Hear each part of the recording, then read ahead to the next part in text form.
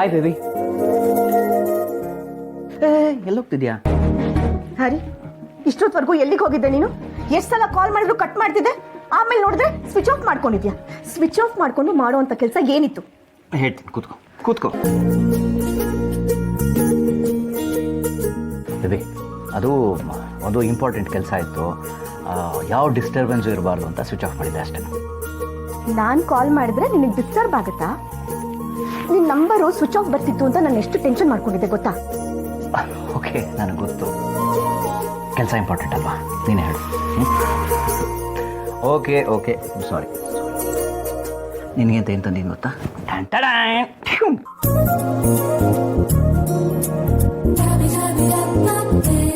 ನನ್ನ ಕೋಪ ಅಂತ ತಣ್ಣಗೆ ಮಾಡೋದಕ್ಕೇನೋ ತಂದಿದ್ಯಾ?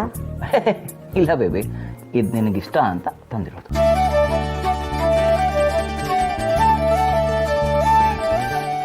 ಹರಿ, ನನಗೆ ಈ ಕೇಕ್ ಇಷ್ಟ ಅಂತ ನಿನಗೆ ಇನ್ನೂ ನೆನಪಿದ್ಯಾ?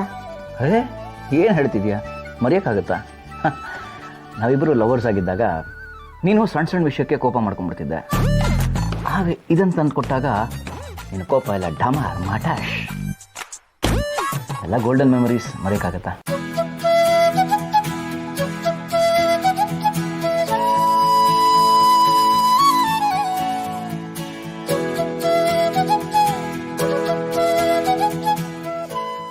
ಥ್ಯಾಂಕ್ಸ್ ತಂಬೋ. ಸರಿ, ನಾಳೆ ಮನೆಯಲ್ಲಿ ಪೂಜೆ ಇದೆ, ನೆನಪಿದೆ ತಾನೆ? ನೀ ಎಲ್ಲೂ ಹೋಗೋ ಹಾಗಿಲ್ಲ, ನನ್ನ ಜೊತೆನೇ ಇರಬೇಕು. ಅಫ್ಕೋರ್ಸ್, ನಿನ್ನ ಜೊತೆ ಅಲ್ದಿರೋ ಇನ್ಯಾರ ಜೊತೆ ಇರ್ತೀನಿ ಹೇಳು? ಇವಾಗ ಹೀಗೆ ಹೇಳ್ತೀಯಾ, ಆಮೇಲೆ ಅಲ್ಲಿ ಇಲ್ಲಿ ಸುತ್ತಾಡಕ್ಕೆ ಅಂತ ಹೊಟ್ಟೋಗ್ತೀಯ. ನೋಡು, ನಾಳೆ ನೀನು ಎಲ್ಲಾದ್ರೂ ಹೋದ್ರೆ ನಾನು ಮತ್ತೆ ನಿನ್ನ ಸುಮ್ಮನೆ ಬಿಡಲ್ಲ. ಇಲ್ಲ ನಿನಗೆ ಕೋಪ ಬರೋ ಥರ ನಾನು ಯಾವ ಕೆಲಸನೂ ಮಾಡಲ್ಲ, ಓಕೆನಾ? ನಂಗಿಲ್ವಾ? ಮೋಸ ಇದು.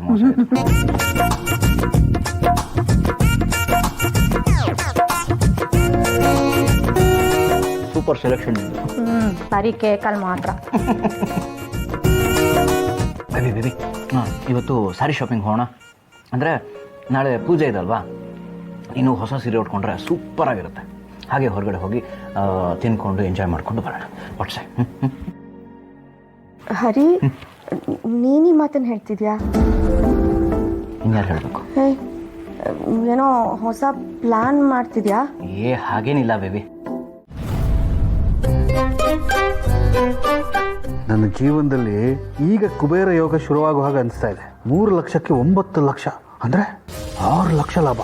ತಿಂಗಳ ಪೂರ್ತಿ ಕತ್ತೆ ಥರ ದುಡಿದ್ರು ಇಷ್ಟು ದುಡ್ಡು ಸಂಪಾದನೆ ಮಾಡೋದಕ್ಕಾಗಲ್ಲ. ಅಂಥದ್ರಲ್ಲಿ ಸ್ವಲ್ಪ ತಲೆ ಉಪಯೋಗಿಸೋದಕ್ಕೆ ಇಷ್ಟು ಲಾಭ ಬಂದಿದೆ. ಇದನ್ನೆಲ್ಲ ನೋಡ್ತಿದ್ರೆ ಮಿನಿಮಮ್ 1 kg ಡೀಲ್ ಮಾಡಿಬಿಟ್ರೆ ನನ್ನ ಲೈಫೇ ಸೆಟ್ಲ್ ಆಗಿಬಿಡುತ್ತೆ.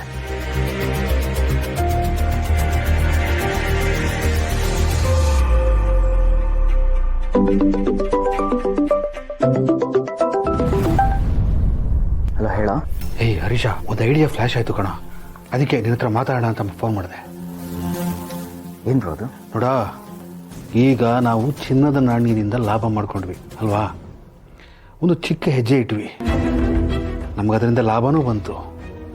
ಈಗ ಯಾಕೆ ಆ ಚಿಕ್ಕ ಹೆಜ್ಜೆನ ದೊಡ್ಡದು ಮಾಡಬಾರ್ದು ಅಂತ ಯೋಚನೆ ಮಾಡ್ತಾ ಇದ್ದೀನಿ. ಸರಿ, ಇವಾಗ ಏನು ಮಾಡಬೇಕು ಅಂತಿದ್ಯಾ? ನೋಡ, ಈ ವಿಷಯನ ಅವ್ರು ಯಾರ್ಯಾರಿಗೆ ಹೇಳಿದ್ದಾರೋ ನನಗೆ ಗೊತ್ತಿಲ್ಲ. ಆದರೆ ಹೇಗಾದರೂ ಮಾಡಿ ನಾವು ದುಡ್ಡನ್ನು ಅರೇಂಜ್ ಮಾಡಿ 1 kg ಚಿನ್ನನ ತಗೋಬೇಕು ಕಣ. ಇಬ್ಬರು ಸೆಟ್ಲ್ ಆಗ್ಬಿಡ್ತೀವಿ ಅವಾಗ. ಏನಂತೀಯ? ಏನು ಬ್ರೋ, ಏನು ಹೇಳ್ತಿದ್ಯಾ ನೀನು? ಅಲ್ವೋ, ಅಷ್ಟು ಚಿನ್ನ ತಗೊಳ್ಳೋದಕ್ಕೆ ದುಡ್ಡು ಎಲ್ಲಿಂದ ನಾನು ಅರೇಂಜ್ ಮಾಡೋದು? ಮನಸ್ಸಿದ್ರೆ ಮಾರ್ಗ ಕಣ. ಇಷ್ಟನ್ನೇ ಅರೇಂಜ್ ಮಾಡಿದೀವಂತೆ, ಇನ್ನೊಂದು ಸ್ವಲ್ಪ ದುಡ್ಡನ್ನ ಹೊಂದೋದಕ್ಕಾಗಲ್ವೇನಾ? ಎಲ್ಲ ಆಗುತ್ತೆ ಕಣ.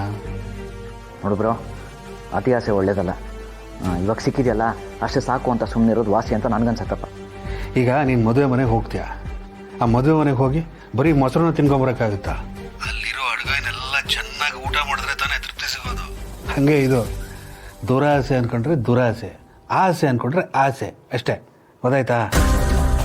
ನೋಡ, ಜೀವನ ಪೂರ್ತಿ ಯಾರ್ದೋ ಕೈ ಕೆಳಗೆ ಕೆಲಸ ಮಾಡ್ತಾ ಅವ್ರು ಕೊಡೋ ತಿಂಗಳು ಜುಜುಬಿ ಕಾಸಿಗೆ ಕೈ ಒಡ್ಡೋದಕ್ಕಿಂತ ನಮ್ಮದೇ ದುಡ್ಡಿದ್ರೆ ಸೂಪರ್ ಅಲ್ವೇನಾ?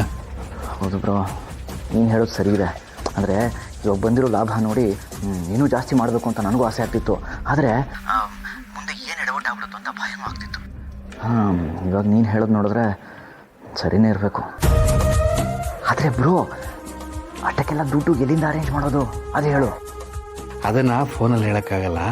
ನಾಳೆ ಸಿಗು, ಪ್ಲ್ಯಾನ್ ಮಾಡೋಣ. ಓಕೆನಾ? ಸರಿ, ಆಯ್ತು, ಬರ್ತೀನಿ. ಹಾಂ, ಮಲ್ಕೋ. ಬಾಯ್.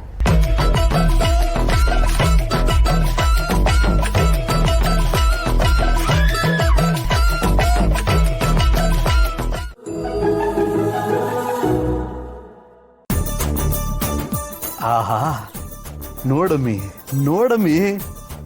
ನಮ್ಮ ಸಿದ್ದು ಭಾವನವನ್ ಜೋಡಿ ನೋಡ್ತಾ ಇದ್ರೆ ಮನ್ಸಿಗೆ ಏನೋ ಒಂಥರ ಸಮಾಧಾನ ಆಯ್ತದೆ ಕಣಮ್ಮಿ. ಅವ್ರ ಜೋಡಿ ಎಷ್ಟೊಂದು ಸುಂದರವಾಗದೆ. ಗಂಡ ಹೆಂಡ್ರು ಅಂದ್ರೆ ಹಿಂಗಿರ್ಬೇಕು, ಹೂವು ದರ ಪೋಣಿಸ್ದಂಗೆ. ತಿಳ್ಕ ಆ ಜೋಡಿನ ನೋಡಿ ನೀವೇ ಮೆಚ್ಕೋಬೇಕು. ಕೈಯಲ್ಲಿರೋ ಹೂವನ್ನೇ ಅಳ್ಸಕ್ ಬರಲ್ಲ, ಇನ್ನು ಬೇರೆ ಹೂವನ್ನ ಅಳ್ಸಕ್ ಹೋಗಿ. ಅದಕ್ಕೆ ನೀವಿನ್ನು ಹೀಗೆ ಇರೋದು ಉದ್ಧಾರನೇ ಆಗಿಲ್ಲ. ಒಳ್ಳೆತದ್ದೆ, ಚೂರು ರಸಿಕತನೇ ಇಲ್ಲ. ಹಲೋ, ಹೇಳ ಹೋಗೋಣ, ಹಾಕ್ಲಾ? ನಾನು ಹೇಳ್ದೆ ಅಂತ ಹೇಳ. ಆಯ್ತು ಬಾವಾ, ಎಲ್ಲಿ ಹೊಟ್ರಿ? ಹಾಂ, ಒಂಚೂರು ಕೆಲಸ ಇದೆ, ಹೋಗಿ ಬಂದ್ಬಿಡ್ತೀನಿ. ತಡ ಮಾಡಬೇಡಿ ಬಾವಾ, ನೀವಿಬ್ಬರ ಪೂಜೆ ಕೂತ್ಕೋಬೇಕು ಅಂತ ಸಿಂಚು ಹೇಳೋಳ್ತಾನೆ. ಹೇಳಿದ್ದಾರೆ, ಹೋಗಿ ಬಂದ್ಬಿಡ್ತೀನಿ ಅಷ್ಟೇ. 10 ನಿಮಿಷ ಇಂಪಾರ್ಟೆಂಟ್ ಕೆಲಸ ಇದೆ. ಆಯ್ತು, ಬಿರುಂ ಬನ್ನಿ. ಹಾಂ, ಬಂದೆ. ಹಾಂ